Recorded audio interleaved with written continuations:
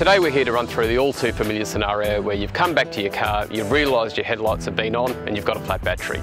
We're going to need a set of jumper leads. We're also going to need a good donor vehicle with a serviceable battery. Make sure that both vehicles are facing each other. We've got the key in the off position with the keys out of the ignition, and we've also turned off the offending source of the flat battery.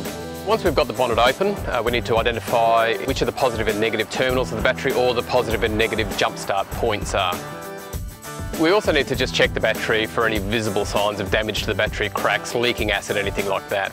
The first thing we're going to do is connect our positive clamp from our jumper cables to the positive terminal of the car with the flat battery.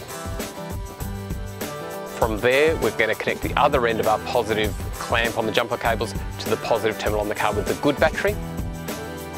We follow that by connecting our negative clamp on the jumper cables to the negative terminal on the car with the good battery.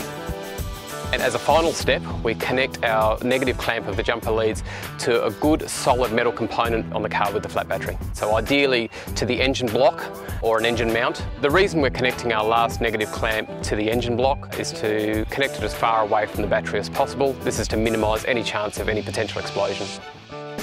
We then attempt to start the car with the flat battery. Assuming it does start, allow that to run for a good 10 minutes. That will hopefully put a decent amount of charge back into the car with the flat battery. We now switch the car off with the flat battery.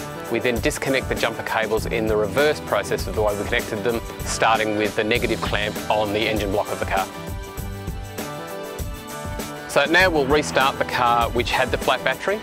If the vehicle won't start, this is likely to be an indication you've got far more serious problems, at which point it would be time to call RACQ or another professional to come and have a look at the vehicle. In the instance where the car that had the flat battery is now running and you can get yourself home, you will have to have that battery charged on a battery charger as soon as convenient. And of course, always remember, if you do have any problems, you can call RACQ. All of our patrols have specialist training as well as specialist equipment to perform these jump start procedures.